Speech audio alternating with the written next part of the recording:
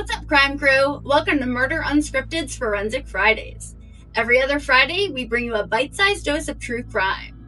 These episodes are shorter than our full-length episodes that drop on Tuesday, but packed with the same jaw-dropping chaos and deadly detail.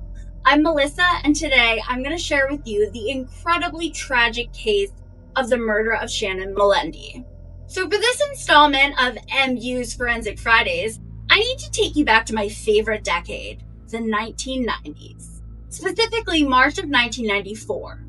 And our case today centers around the abduction and murder of 19-year-old Shannon Denise Melendi.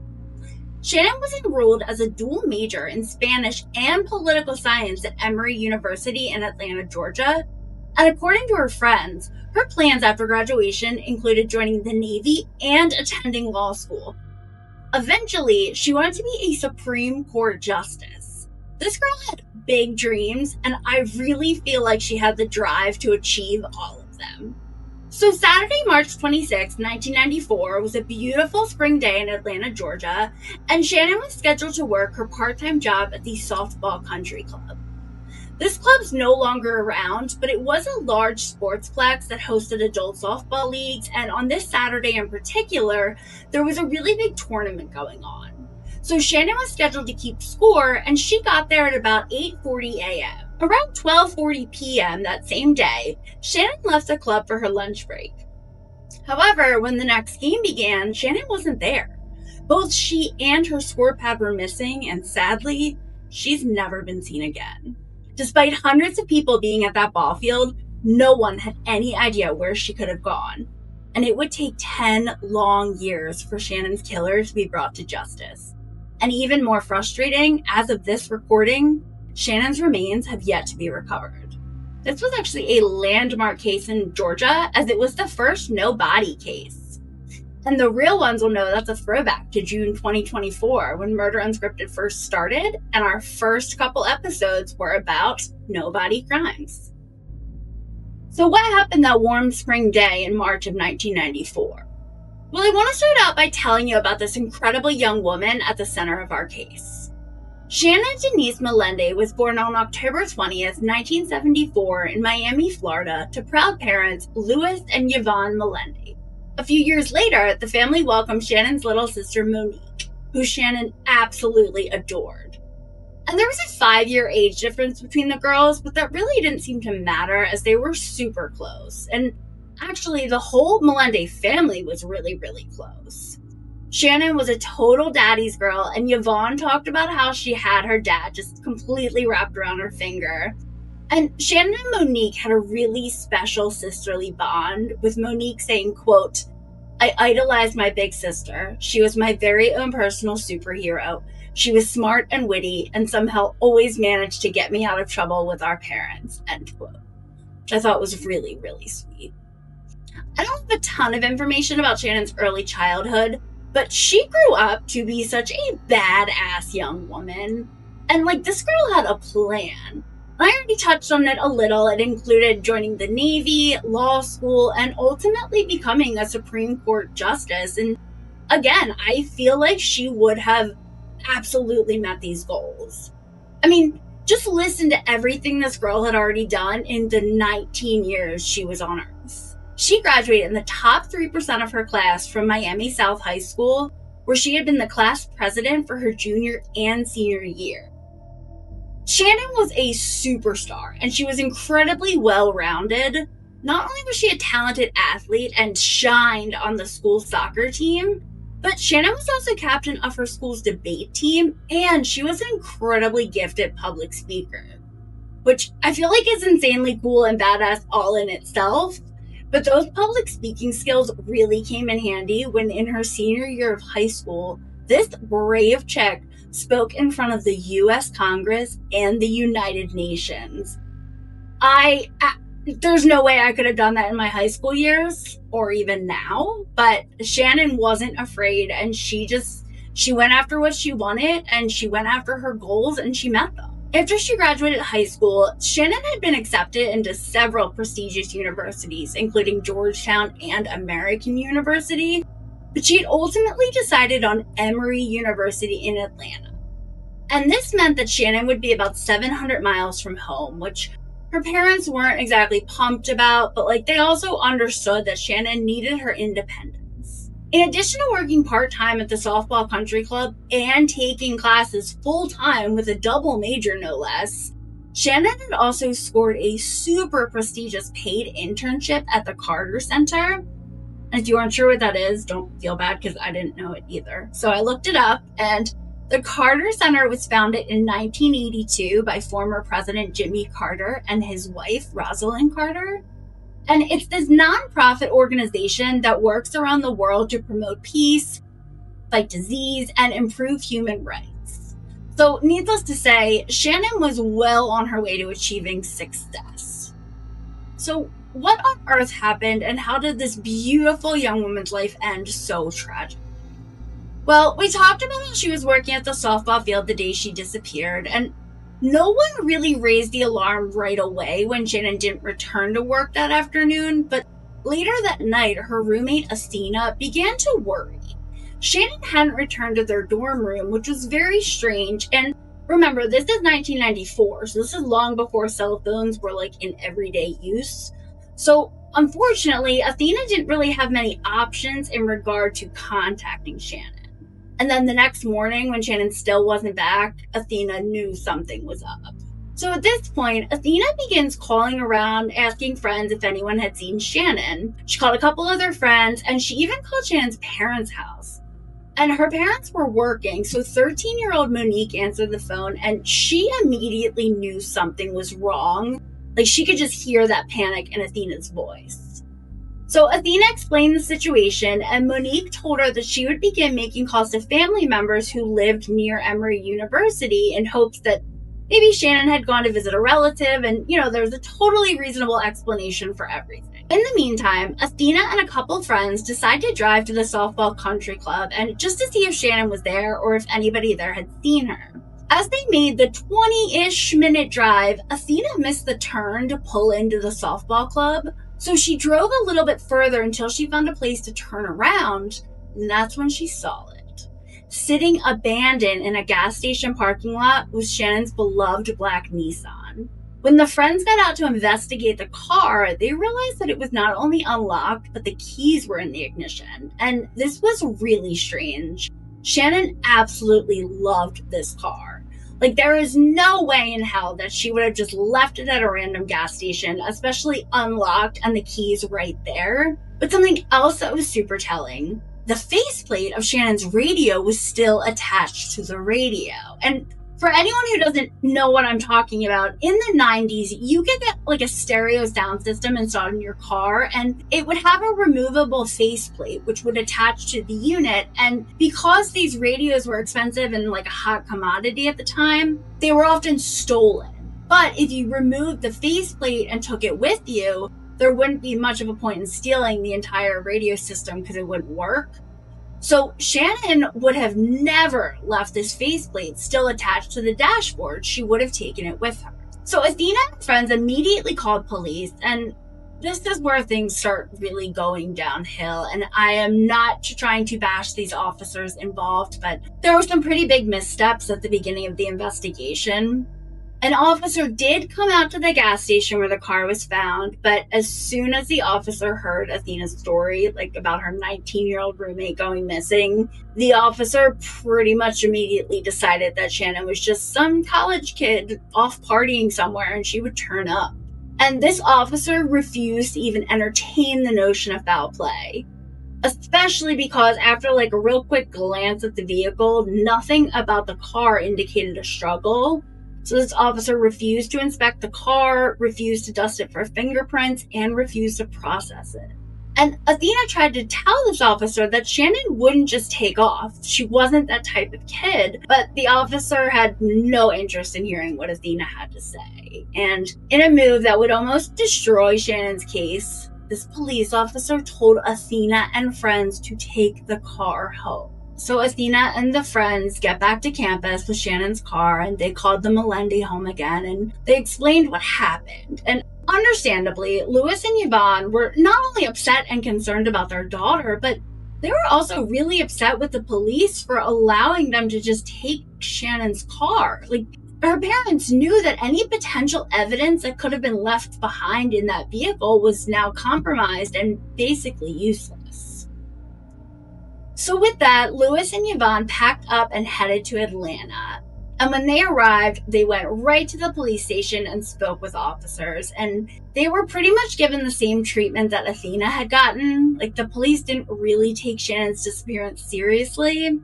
They just kept telling the Melendis that Shannon would turn up. And they really doubled down on this theory when they found out that Shannon had recently been on spring break. She and some friends had gone to Panama City, Florida, and police kind of theorized that Shannon had met someone on spring break and just decided to run away with them. And of course, Shannon's family and friends just scoffed at this idea. They thought it was ridiculous. But since police weren't taking Shannon's disappearance seriously, the family and the friends and other classmates, they had to kind of figure it out on their own for a little bit. So they hung up missing posters all over the town. They also alerted the media, and Lewis and Yvonne did as many media appearances as possible. They were just desperate to find out what happened to their little girl. Luckily, the Melendis had some pretty powerful connections, not only their own connections, but also through Shannon's internship at the Carter Center. So the family was actually able to get the FBI involved, and they began looking into Shannon's case. And it wasn't too long after they got involved that the local PD was like, oh, guess we better get on board for this. Especially after the FBI was able to determine that Shannon's disappearance had nothing to do with the spring break trip. So about 10 days after Shannon went missing, the counseling center at Emory University received a really strange phone call. It was an unknown male who was on the line saying that he had abducted Shannon, but that she was safe. And he stated that he would release her when he was done with her. And a few sources mentioned that he said he would make his demands known, some sort of ransom. The call was really quick, but before he hung up, he told the operator that he would leave something behind that belonged to Shannon. Police were able to track the call to a payphone outside of a Waffle House, and they raced to the payphone, but unfortunately, the caller was long gone by the time they got there. So they began looking around, and on the ground beneath the phone was this little bag, and in the shows I watched, it looked kind of like a little canvas drawstring bag. And inside of that was a ring. The ring had been wrapped in masking tape, and when they finally got all the tape off, it was a blue topaz ring that was ultimately determined to be Shannon's. And this ring had meant a great deal to Shannon, as her godmother had given it to her when she was in high school. She wore this ring all the time, and she never would have left it behind willingly. This call may have kind of been the final push that police needed to agree that Shannon didn't run away. Even though they were on board, I think they were a little hesitant. So this call left a lot of questions. A lot of people wondered, is Shannon still alive? Her family really, really hoped that she was. Police weren't really sure. So the next move for investigators was to begin tracking down every single person who had been at that softball field the day Shannon was last seen. And like I mentioned earlier, there was a tournament going on that day, and there were at least 25 different teams playing. So that meant that investigators ended up interviewing somewhere between 400 and 500 people. And there was one common theme that kept coming up in all of these interviews, and it was about one of the softball game umpires, a man named Colvin Hinton, who went by Butch. So according to a lot of the people that they interviewed, it was Butch's antics that seemed to garner more attention than the actual softball games. Not only the players, but the spectators also told police that Butch seemed to be obsessed with the young woman keeping score, who we all know was Shannon Melendi. Apparently, Butch wouldn't even be watching the game. He was too busy trying to chat up Shannon, and he's basically making game decisions pretty much on a whim. One of the pitchers was interviewed on an episode of Forensic Files, and he was irate that Butch was making calls without actually seeing the play. So with so many reports surfacing about the weird umpire, police decided to have a chat with Butch. And when they tracked him down, they discovered that Butch was a local man in his early 30s. So gross that he was hitting on a 19-year-old. But anyway, he was married and he was employed as an airplane mechanic for Delta Airlines. He seemed like a pretty normal dude, and he was known to be very active in his church, even teaching Sunday school, which is terrifying that you never know who's teaching your kids. It should be noted, his father was the pastor at the church that he was really active in. So when police spoke with Butch, he said he hadn't spoken to Shannon at the game. He didn't know anything about where she went afterwards. And investigators were kind of suspicious of Butch when his story about what he did after the game began to change. However, he claimed he went home and made several phone calls. So police looked into his phone records and they confirmed that he had made several calls from his home's landline. So police still didn't have a good feeling about Butch, but unfortunately, they really didn't have anything to hold him. So while all of this is going on, the phone call and the interviews with everyone at the field, Shannon's friends and family are just continuing to search for her. They're looking high and low everywhere they can. They had put together a $10,000 reward, and in addition to covering the town with her missing poster, they even took it a step further and put that missing poster on dozens of billboards around the Atlanta area. Police are still uneasy about Butch, and they begin to look into him in a little bit more, and it turns out they were right to think something wasn't quite right. Colvin Butch Hinton was a sexual predator. In 1977, when he was 17 years old, he assaulted and tied up his boss's wife. He admitted that he had been trying to rape her, but due to his age, he was treated as a juvenile and his punishment was psychiatric treatment. Then, in 1982, he lured his brother's ex-girlfriend to a location where he proceeded to kidnap her at knife point and molest her. This poor girl was only 14 years old. And yet again, Butch basically got away with it. He was sentenced to 4 years in prison and ended up serving 15 months. What a joke. So based on his changing stories about what happened after the game and his criminal record, police were able to get a search warrant for his home. So on April 12, 1994, investigators searched his home and they even brought cadaver dogs, but they couldn't find a single trace of Shannon. And at this point, unfortunately, her case kind of goes cold and her parents had to go back to Miami without Shannon. So fast forward a few months later, on September 8th, 1994, a fire broke out at the home of Butch Hinton and his wife. And it was eventually determined to be arson, but we'll get back to that in just a minute. So while police were investigating the fire, they happened to speak to Hinton's neighbors, who told them that the night that Shannon disappeared, Hinton had a bonfire in his backyard burn pit. Well, this information was enough for police to get another search warrant for the home, but this time they dug up the fire pit, and while they still didn't find any traces of Shannon, what they did find was incredibly unsettling. They unearthed several women's sweaters, and they were all in very petite sizes, which meant that none of the sweaters belonged to his wife, and it was determined none of them belonged to Shannon. When Hinton was asked about it, he denied knowing anything about the sweaters, had no idea how they got there. They must have been there when he bought the place. But the sweaters weren't the only thing they had found during the search. Also in that burn pit, investigators discovered wire zip ties and cleaning supplies. Then they found a whole bunch of masking tape in Hinton's garage. Remember, Shannon's ring had been wrapped up in a whole bunch of masking tape. At this point, Hinton had other problems though. He had actually been arrested for insurance fraud. And this was because they discovered he had set the fire in his own home. So in 1996, Colvin Butch Hinton was sentenced to 9 years in prison.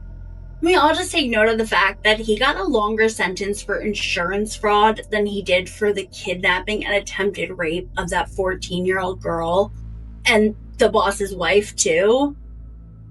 Gotta love that American justice system, right? So Hinton goes off to jail, and in the meantime, Shannon's broken-hearted family, they attempt to find some sense of normalcy. And her parents are in the Forensic Files episode and the Dateline episode, and it is very clear that their worlds just really ended the day that Shannon went missing. So now we need to fast forward again, this time until 2003, and it's shortly before Hinton was set to be released from prison. There were these two prosecutors, John Petrie and Michael McDaniel, and they became super interested in Shannon's case. And after reviewing the files, they both strongly believed that Hinton was the culprit, and they did not want him back out walking among the population. They knew that he was going to strike again. It was just a matter of time. So Petrie and McDaniel decided to look into it further, and they received the case files and evidence boxes from the FBI. And one of the first things they did was look at that little bag that Shannon's ring had been found in. It didn't take them very long to determine not only the manufacturer, but also where the bags were sold, and they discovered that these bags were bought and used by Delta Airlines. Remember who worked for Delta? Colvin Butch Hinton. These bags were apparently used to send small engine parts for repair. And remember all that masking tape that was found in Hinton's garage after the fire? Well, the prosecutors compared the tape wrapped around the ring, and it was an exact match to the tape found in the garage. Then, while they had submitted the masking tape for testing at the lab used an infrared spectrometer, and they were able to see small specks of metal stuck in the tape's adhesive. So they looked closer. It turns out these little metal particles were very unique due to this tungsten cobalt alloy they used. And it just so happened that Delta Airlines used this exact alloy to cover engine parts. Colvin Butch Hinton was released from his insurance fraud prison sentence on December 18th, 2003. On August 30th, 2004, he was arrested for the murder of 19-year-old Shannon Melendi. The trial began in August of 2005, and while Hinton maintained his innocence, the jury did not buy it. They deliberated for 3 days, and their decision, Colvin Hinton was found guilty of murdering Shannon Melendi. Then, in September of 2005, he was sentenced to life in prison. However, due to much looser sentencing laws back in 1994 when the murder was committed, there was a chance that he could be paroled after serving only 7 years. 7 years for murdering this beautiful young woman. Ridiculous.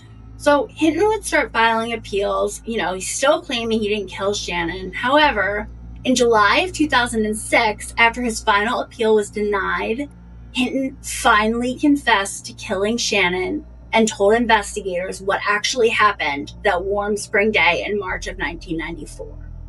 This next part's a little rough, so skip ahead about a minute or so if you don't want to hear this. Hinton explained that he had convinced Shannon to get lunch with him on that lunch break, so they decided to go to a local Burger King in his car. After lunch, while they were driving back to the field, Hinton faked a wrong turn and he ended up getting on the highway where, unknown to Shannon, they were heading towards his house. Then, for some reason, Hinton decided to fake a leg cramp and told Shannon he couldn't drive and he needed her to drive. So Shannon complied, but as soon as she got in the driver's seat, he pulled a knife on her and instructed her to drive as he gave her directions to his home. He then forced her inside, upstairs to his bedroom, where he tied poor Shannon to a bedpost. It was at this point when Hinton began making all those phone calls, which would later help him establish an alibi. Then, with Shannon still held captive up in the bedroom, he just left the house. He returned to the ball field, he got Shannon's car and drove it to the gas station where it would be found the next day.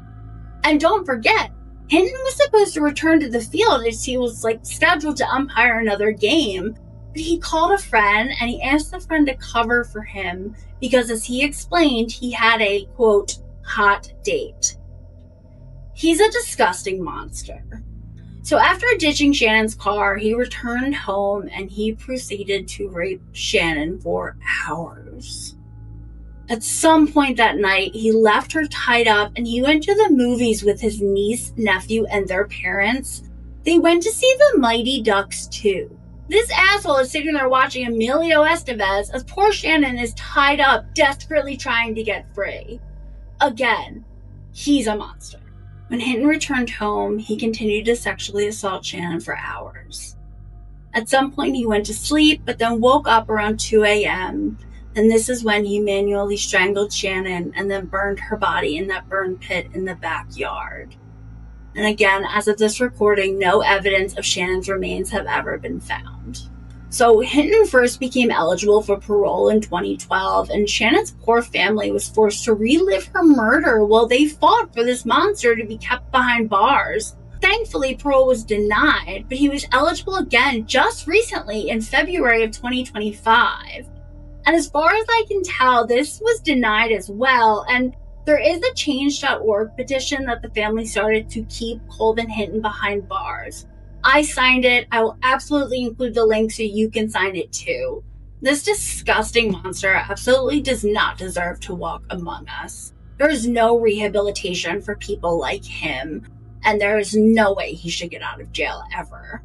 Sadly, the Melendi family would suffer yet another tragedy in 2021 when Yvonne passed away from COVID-related pneumonia.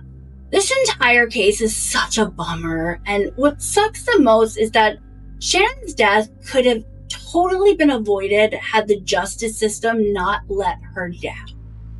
There was just failure after failure, starting with a piss-poor excuse for justice regarding the attempted rape when Hinton was 17, and then the sexual molestation of the 14-year-old girl just a few years later. Had he actually been held accountable and held in prison for longer, Shannon might still be alive. She was failed there, and then I feel like she was failed again when police refused to take her disappearance seriously. And let's not forget how they just let Shannon's friends take her car home without any sort of forensic processing. Shannon deserves so much more, and I truly believe that the world is a darker place not having her in it.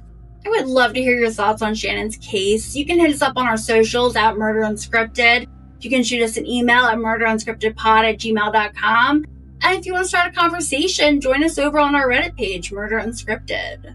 Thank you so much for joining me. That's all I got for this week's installment of MU's Forensic Friday mini-sode. So join us on Tuesday for another full-length episode. Our theme this month is paranormal forensics. So until next time, stay safe, stay curious, stay unscripted.